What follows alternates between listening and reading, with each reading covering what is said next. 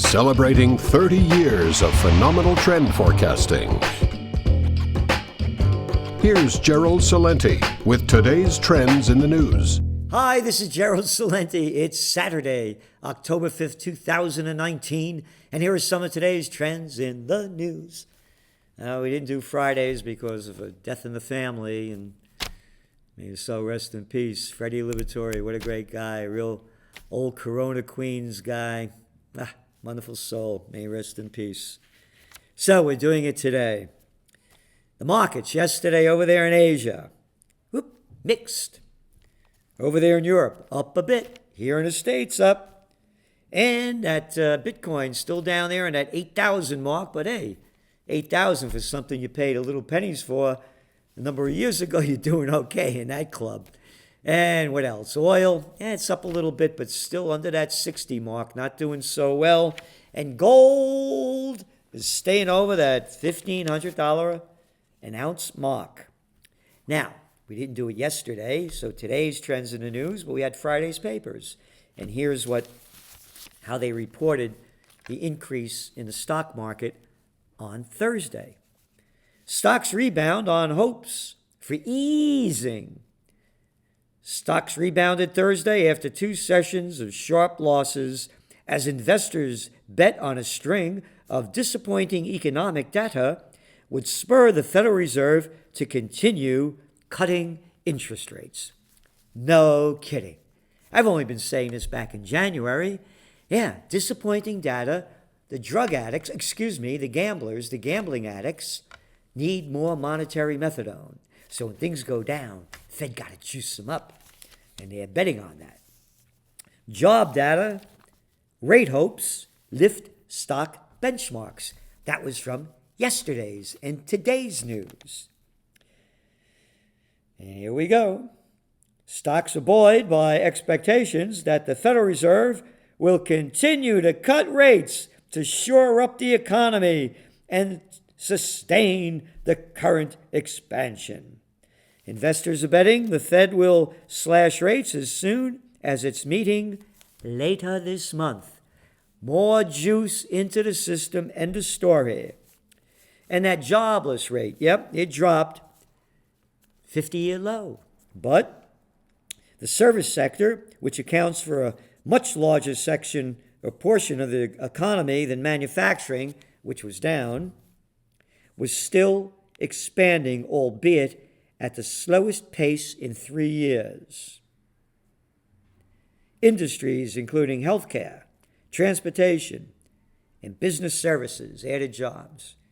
Healthcare and transportation, people making no money at all. It's Slavelandia. The wages were stagnant, even according to the lousy inflation numbers we have that aren't real. All people are nothing more than plantation workers on the multinational plantation of Slavelandia, but this is better than the old plantation system because you don't have to house them or feed them anymore. That's right. Work, go home, take care of yourself, and come back. Work, go home, take care of yourself. No, we're not going to give you any money, just enough to survive, maybe. So the numbers aren't great, and it's being artificially propped up. Again, traders raise bets on lower rates. Traders are increasing wagers that the Federal Reserve will continue to cut interest rates to stave off a recession, following a volatile stretch for the markets. That's all they're concerned about, volatile stretch for the markets. Oh, God forbid the markets should go down. The Buffetts, the Bezos, the Gates, the other billionaires. Oh, how sad. Oh, how sad it would be if they lost $10 or $20 billion. It's only the very wealthy that are in the markets. And what else do we have here? Perhaps more worrisome, the Institute for Supply Management data then showed U.S. factory activity contracted for the second straight month in September. We knew that, and hit a 10-year low. And the ISM said Thursday that activity in the service sector slowed more than expected last month. It's slowed down across the board. And they're doing everything they can to pump it up. India's central bank lowers rates as outlook deteriorates. And it has nothing to do with trade wars. It has to do with consumer confidence is faltering as wage growth slows, unemployment creeps up, and more well-known companies and lenders buckle under debt loads. You got a load of debt. You got it?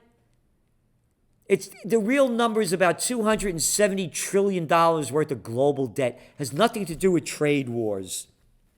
India's central bank cut its key lending rate to a 9-year low and slashed the country's growth forecast as Asia's third largest economy struggles with a surprising slump in consumer demand. Its fifth rate reduction in a row.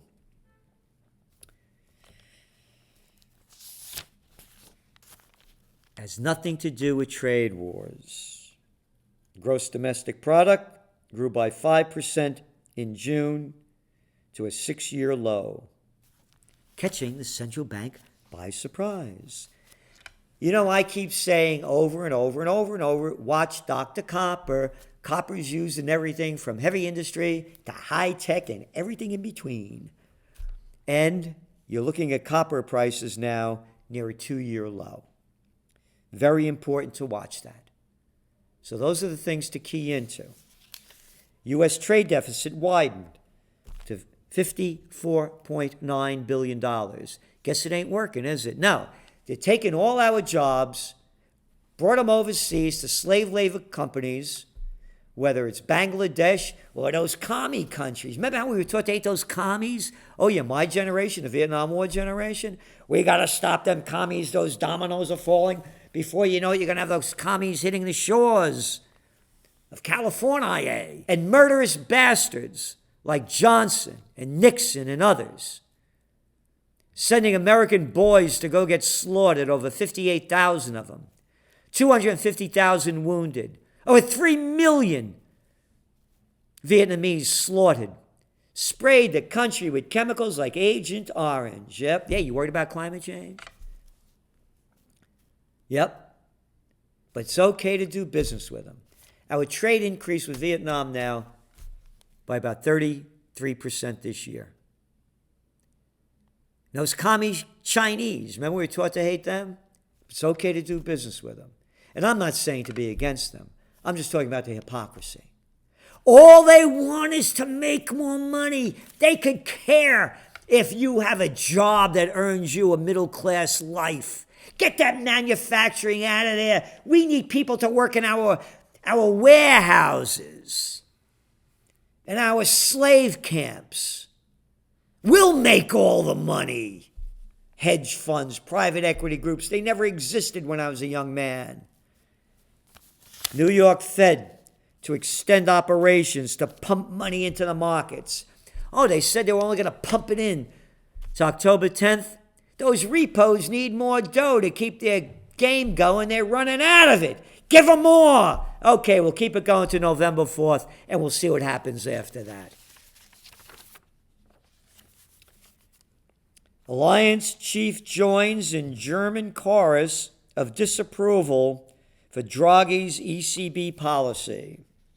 Europe's top insurers said, quote, "The reason why we're not doing fiscal reforms is because you, Mr. Draghi, are making it easy for people to spend money they don't have."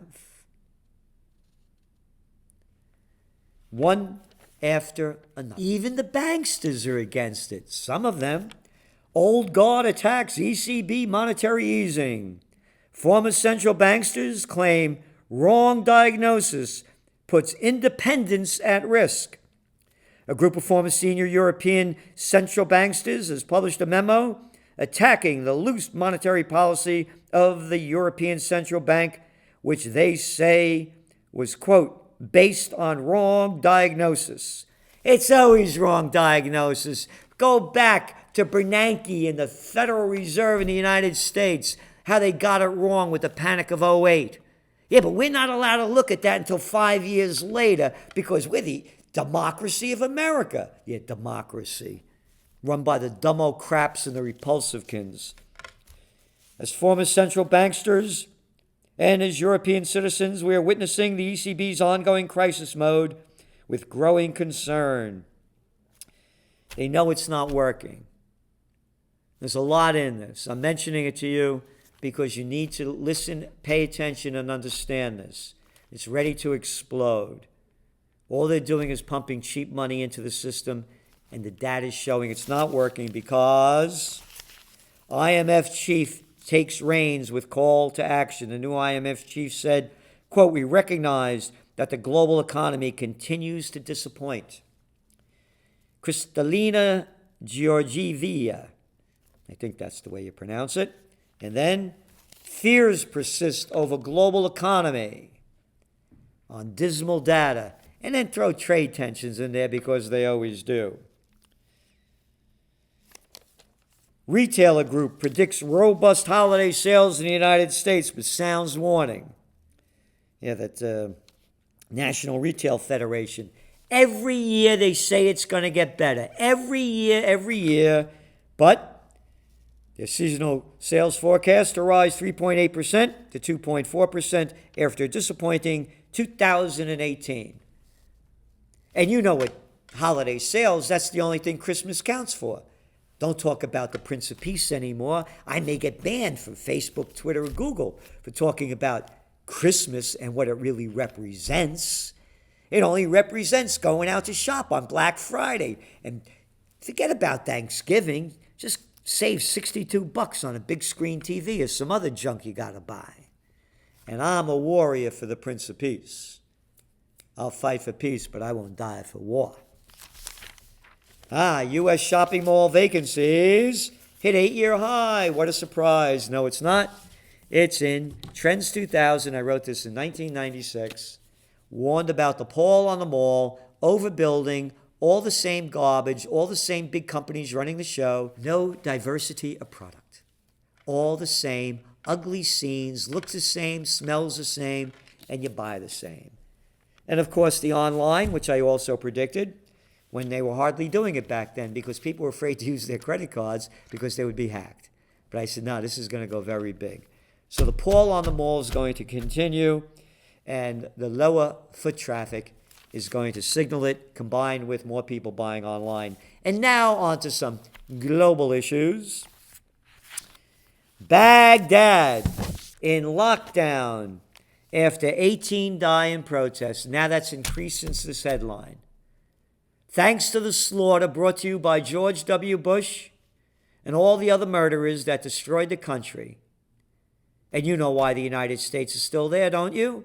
Oh, no, it's not because Saddam Hussein didn't have weapons of mass destruction ties to Al-Qaeda and that George Bush and Condoleezza Rice and Colin Down the Crap Powell and little Donald Rumsfeld and all the other low-life bitches and bastards, we have to be eagle in his days of identity politics, that led us to war based on lies because they destroyed the place? No, that's not what's causing it. You know what's doing it?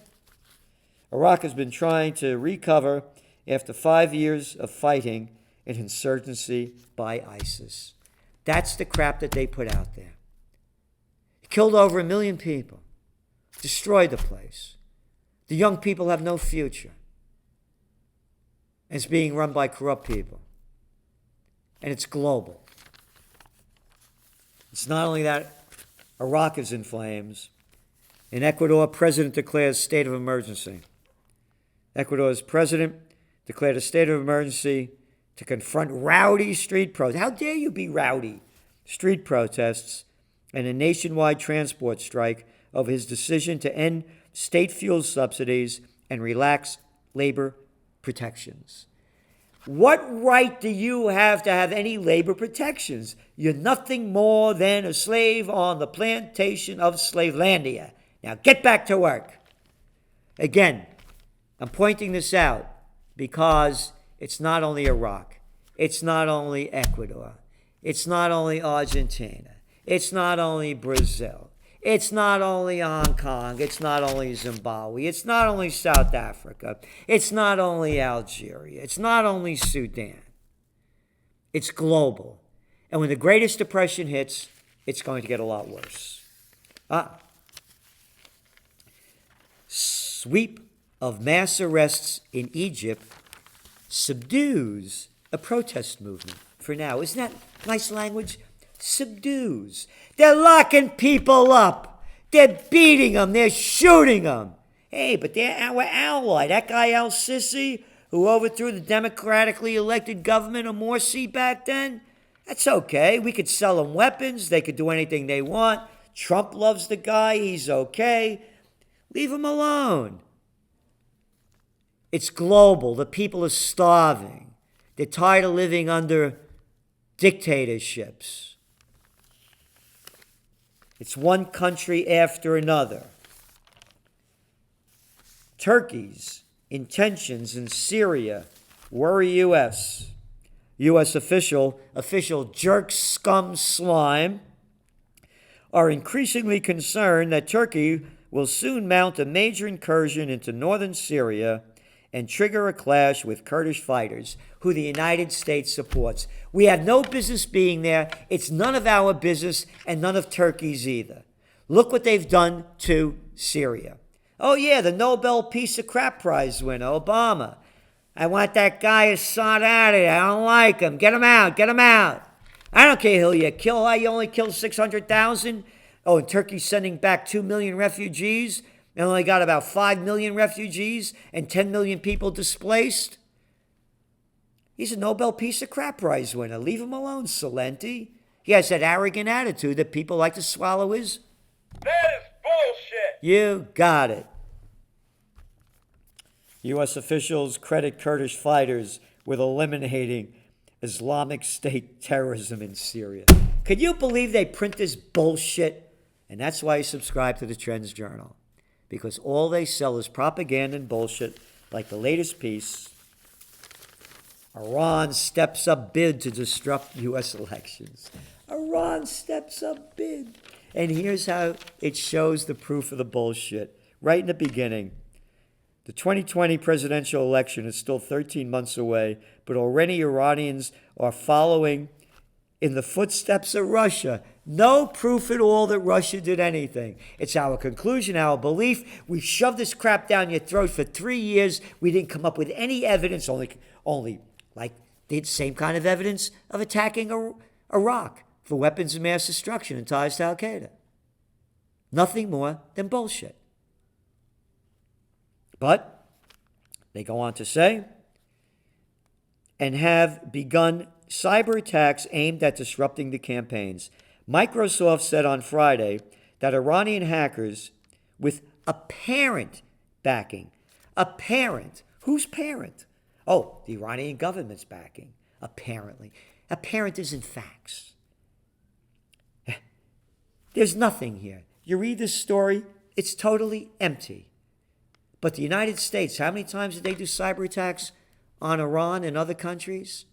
That's okay. And then on to the presidential reality show. Officials used to verify Ukraine whistleblower account waives filing own report. Oh, whistleblower. Oh, not that kind of whistle. No, the only whistleblowers that they like. Not a Assange whistleblower. Put that guy in jail and ruin his life. Not a Chelsea Manning whistleblower who showed how American troops slaughtered innocent people. Put him in jail, her in jail. Not Snowden, who showed how the NSA, CIA, FU are doing it to us all over the time. No, don't allow that whistleblower to blow a whistle. Only allow a whistleblower to blow a whistle over. Bullshit. You got it. Here is the crap that we warned you about in last week's Trends Journal. They're going to flood us with impeachment news. This is the front page of the New York Times today. Text exchanges about Ukraine. New York Times? No, waste of times. Inside, page after page. Again, we wrote about this in the Trends Journal going way back to 2014 when Hunter Biden got the deal. What's Trump doing? He's trying to find out if there was a dirtier deal so he could beat Biden in the race for who's going to win the presidential reality show. This is not a national security issue, as they're making it up to be. And that's why we're telling you that the news is going to be saturated with this. And you're going to be missing the current events forming future trends. This is from the weekend Financial Times. Romney slams Trump over China appeal. President called to probe Biden brazen. Donald Trump faced an escalating crisis yesterday as Mitt Romney, the Republican senator from Utah, the former presidential candidate, a little piece of bullshit crap, arrogant moron who loves power. I'm the governor of Massachusetts. I think I'll go over there in Utah and become a senator. I got those Mormons to vote for me. Who would give a shit what's spewing out of Romney's mouth? Imbeciles and morons. Again, more crap news. Go inside. Biden came late to join call for sacking. European and U.S. officials say they sought Shokin removal at earlier stage. How Trump's attack dogs sank teeth in Kiev. All useless information. And that's why you subscribe to the Trends Journal. Because what we're showing you this to show you the important current events forming future trends that are not making the news and being discussed in detail what their implications are. They'll give you the headline, they'll give you the story, they'll give you the propaganda, but they won't give you where the trend is leading and how to prepare for it. Impeachment debate overtakes Democratic campaign agenda. All right? You're going to be saturated with this news like the useless Russiagate news. And it's very important to stay tuned to the current events forming future trends. I went over the economic news. There's a global slowdown. It has nothing to do with trade wars. They're going to keep pumping money into the system. What does it mean? What jobs are going to be lost? What new ones will be created? What can you do to protect yourself? That's what the Trends Journal's about. Biden fundraiser pace slows. So here's the story. As I said, Biden's gone. There's going to be more crap coming out on the impeachment as it keeps moving forward, of the dirty deals he's done, and Trump's not going to go down. He'll keep fighting to dig up more dirt on Biden. As I wrote in the Trends Journal, who's the sleazier of the two? I mean, come on. So, Elizabeth Warren says donors donated nearly $25 million in the last quarter. Story after story in the mainstream media. The business of fearing Elizabeth Warren. Miss Warren and others who believe the Facebooks, Google, Amazons, and Apples have grown too powerful. Multiple polls indicate Miss Warren's campaign is gathering traction, and the momentum has wealthy donors warning of the Democratic Party bringing it to her nomination. So, she's coming out with taxing the rich, breaking up the multinationals, ending the monopolies. She's very popular. She's growing. I said the Democratic Party is pushing this impeachment thing to get Trump out and pump up Warren. How Warren honed her message. A big story here about nothing. Elizabeth Warren saw the faces of supporters at her earliest presidential campaign events that had her wealth tax pitch needed more oomph. I wanted ways to make the point sharper so they wouldn't just understand it, they'd feel it. This is who is going to be, I believe at this time, the challenger against Trump, and he'll have a tough time beating her. Pocahontas, as he calls her, because she'll get the women vote and she'll get the young vote. And Bernie suffered a heart attack, but he walked out, I'm okay. You're gone, Bernie, bye-bye. You're 78, and people are tired of Bernie.